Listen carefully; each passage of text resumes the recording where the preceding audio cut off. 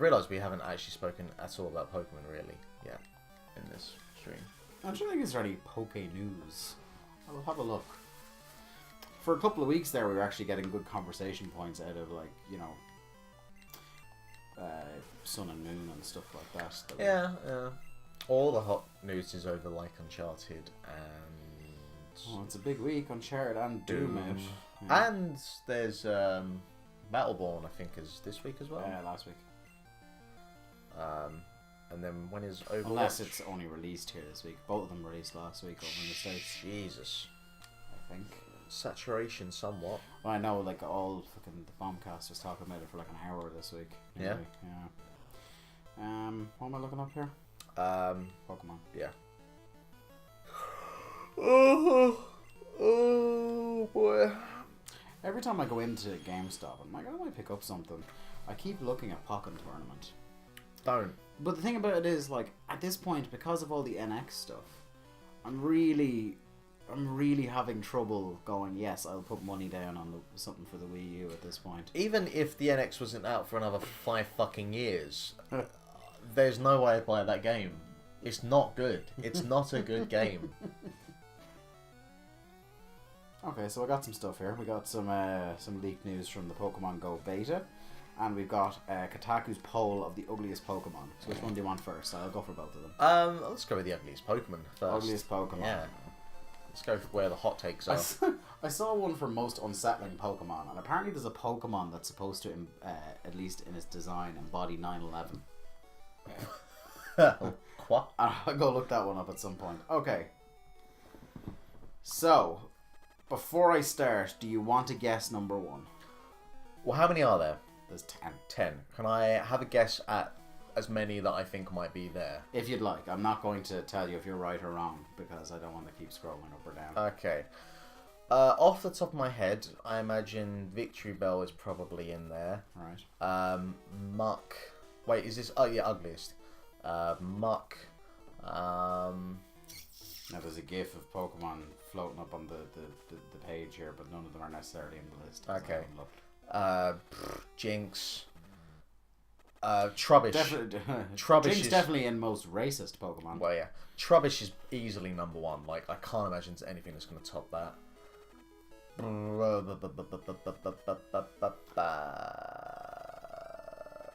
There's a really fucking weird one, which is like, what the fuck's it called? Buying a claw or something, and it's like a bunch of rocks and there's some claws and the mouth is in a place that doesn't make any sense. That's off the top of my head, just go for it. Okay, so this is from Kotaku.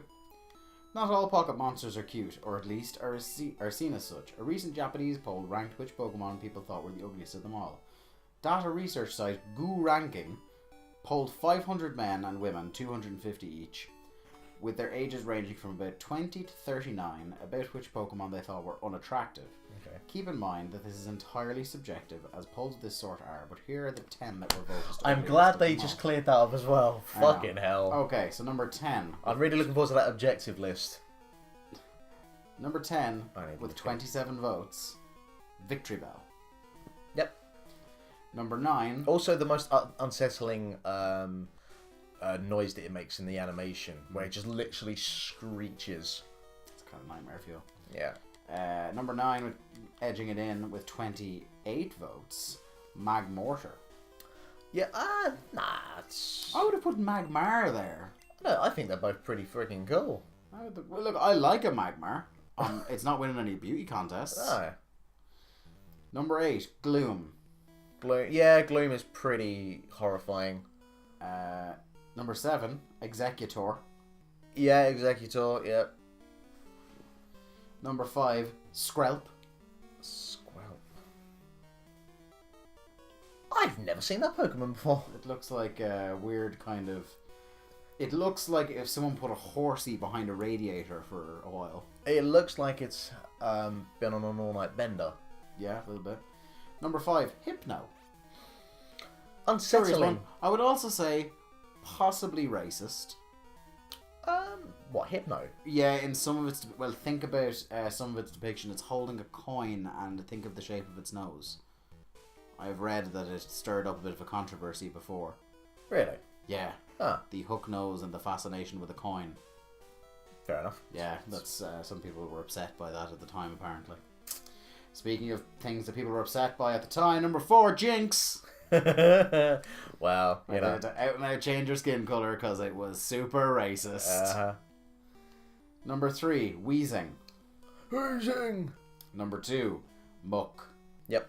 And number 1, Grimer. See, you can't have Grimer and Muck at 1 and 2. Well, I'll give you the ones that finished between 11 and 20 because they were good enough to do so. Alright. Number 11, Pinsir. Sideways mouth. No, kind of... Pincer's pretty cool. I don't think... Well, he's not ugly. He's just cool. He's a bug, you know? Tangrowth, 12. Tangrowth's just a fucking mess. Drowsy, at 13. Yeah, see, again, you're just cheating there. Garbodor. Garbodor. There's no picture. Oh, okay. Feebas at 15. Feebas is pretty, yeah. Magmar at 16. I'm not having that. Magikarp, 17. Oh, Magikarp's adorable. Magikarp is great. I love Magikarp. Stunfisk, 18. Stunfisk is fucking just pointless. Electric at 19. What a terrible name. You want to talk about terrible names? Seismitoad. What? What is a Seismitoad? I don't know. Oh, I'll look up a Seismitoad. that's a dumb name. Someone photoshopped a picture of a Grimer at a computer going, oh, come on! That's great. I'm going to save them here. Not that it makes any difference if I save them. Oh, God. That's a fair point. I'm going to go with Musharna, the Pokemon that looks like a fetus. Yeah. Yeah, and it really does. Yeah. As I was scrolling down, I saw that comment. I was like, how much like a fetus can it look? Turns out loads like a fetus. Right, moving swiftly on. Oh, Sentry's cute though. Alright, pal. How far in are we? We're settings? half an hour into it. Okay. So, would you like some news on Pokemon Go? Yeah, go for it. This is the augmented reality Pokemon game that could end the world. Or Also, at least the world's I productivity. should point out they're doing a one-off episode of Eurotrash. Have you ever watched Eurotrash before? I am au fait without ever having seen it. It is train wreck television of the highest order. It is trash. It is pure trash, and it's something to do with the Brexit news, whatever's coming up. They're going to have an episode of Eurotrash. Oh, boy. Wow. Yeah. That's how I learnt about the birds and the bees as a child, let me tell you. I have heard you had the birds and the surgically enhanced bees. And I love the fact as well that the presenter of that was also the guy who did the Fruit Pastels advert as well for children. Right, so Pokemon Go, changing tack entirely. Oh yeah, Pokemon Go, tell me about that. So this is the augmented reality Pokemon game that, like I said, could end the world's productivity if we all see a way to effectively run around the place trying to become Pokemon masters. Yeah. And try to catch them in real life. By everyone, you just mean me. And me. Oh yes. So to date, this is coming from the Inquisitor. To date, Niantic have given a select number of players in Japan and Australia the chance to play the beta version of Pokemon Go. Okay. Since it's still in beta, a lot of players are getting banned for sharing material and information about the game. However, through Niantic is cracking down on leaked videos of Pokemon Go beta, a lot of users are still able to keep leaked videos online, but which show some of the most interesting tidbits about Pokemon Go. One of the first videos to come out of Pokemon Go beta shows the mechanics of catching Pokemon. No actual battle is needed to be done when catching Pokemon, like how it is in the handheld titles. Rather, the player goes to throw Pokeballs at wild Pokemon, hoping their ball will be able to catch it. Although this is quite simplistic in terms of gameplay, Pokemon beta trainers found the real struggle lies in the finding of the Pokemon. Pokemon spawns in Pokemon Go will be place sensitive, as we all know. Water Pokemon will also be available around bodies of water like rivers and lakes, while grass Pokemon will generally be found in huge patches of garden and greenery. Neurogadget also adds Where the certain fuck do I landmarks. find a Porygon then? Certain landmarks is pointed at a computer. Right. Also adds that certain landmarks are crucial when looking for and catching rare Pokemon. So this is a quote. According to GoTrip, many Pokemon Go beta testers have noticed that specific areas in Australia seem to be spawning rare Pokemon. One Reddit user, for example, commented that one patch of grass along his route to work spawned a Ninetales, a Jolteon, a Porygon, and a Hitmonchan. Another... What a strange grouping. Another Reddit user noticed that the Adelaide Oval seems to be a Dratini farm. Since the Pokemon has been found there several times, the Oval has also to have a rare spawn point that has reduced a Rapidash, a Pinsir, and a Licking. The report also reveals that apart from place, time, and weather generally affects the behaviour of Pokemon spawning in Pokemon Go, water-type Pokemon, in addition to spawning near bodies of water, will also tend to spawn anywhere during rain showers. Electric Pokemon too are far more active when it rains, especially when there is a thunderstorm. A Reddit user also came out with a report that Pokemon spawns are time sensitive too. User, and this is a great username, I just want to point... Obamas_arsehole was a beta tester of Pokemon Go, but was banned by Niantic when he shared footage of the game on YouTube. But from information gathered, it seems some Pokemon will only come out at night, such as Ghastly.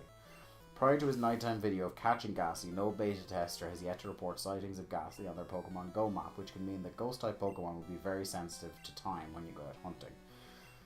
However, while these are general observations found by Pokemon Go testers, some testers report that the game will need more fine-tuning with regards to spawning. News Everyday reports a Reddit user statement on the matter.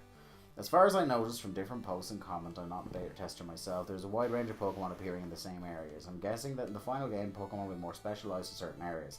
Can't forget how a Magikarp was apparently splashing around in a bush lol. Another Reddit user also shared an easy-to-understand Pokemon evolution guide that explains how evolution will work on Pokemon Go. Unlike before, evolution will not actually be based on the experience points of the Pokemon, but will rather require a certain number of evolution shards to be evolved. Evolution shards can be collected from catching the same Pokemon over and over again, so this can get pretty tough, especially when you're leveling up a Magikarp, for example. So there's a little chart here about how many pieces to evolve a Pokemon. This is all mental, by the way. What? Yeah, it is, isn't it? Yeah. Like, I didn't know anything about this game. Did you not know this game existed? I know the game existed, I didn't know it was. Yeah. For 3-stage Pokemon, each stage takes 10 shards. For 2-stage Pokemon, each stage takes 20 shards. The only exception is Magikarp. It takes 100 shards to evolve Magikarp into Gyarados. Jesus. So. Oh, wait. Time for me to become the master of accents. Oh no. He's kind of I think I see Giovanni as like a sort of a New York Italian mafia kind of like Godfather. Marlon Brando. Yeah. I'm impressed you got here. Ah, shit. What you missed was the motions that Mark was doing during that accent, where like his shoulders came up over his ears. Fucking like you tried to be Brando, but ended up closer to Pesci. You motherfucker! I love me some Joe Pesci. Except when he ruined fuck is the film with Gibson and Lethal Weapon? Lethal Weapon, that's the one. I was thinking Top Gun. It was not Top Gun. I'm aware of this. I really want to see the Mel Gibson Joe Pesci Top Gun. Just Joe Pesci shirtless playing volleyball. Sometimes my mind just words and yeah. Things just happen. In the current Pokemon Go, this is from that leaflet that the Reddit user put together. In the current Pokemon Go field test app, all evolutions occur not through leveling but via a crystal evolution stone. Each time you capture a wild Pokemon, you collect a piece or shard of an evolution crystal that can evolve specific species. They are automatically collected and tracked like a progress bar. And here are some examples, so they show a picture of their Pokedex entries. When you've collected all the required pieces, you may select a single Pokemon of that species and use the crystal. This does not affect any other Pokemon you own, even those of the same species. Your crystal will then reset to one piece for the beginning evolution and add one for the evolved. Okay. Yeah. So that's really that's actually a real thing that's happening. There you go. Now what this cannot be? The fucking motherfucking cockroach. Oh, haven't gone for Pacino there, have we? Don't fuck with me. I shall step aside this time. It's got more walking now. We meet again. By the way, you haven't seen Jungle Book yet. Garbage person. You haven't seen Jungle Book yet, have you? No, but I have heard Christopher Walken steals the show. Sweet Jesus Christ, Christopher Walken as King Louis is a fucking spectacle to behold. I'm the king of the swingers, babe. It's something. HBO.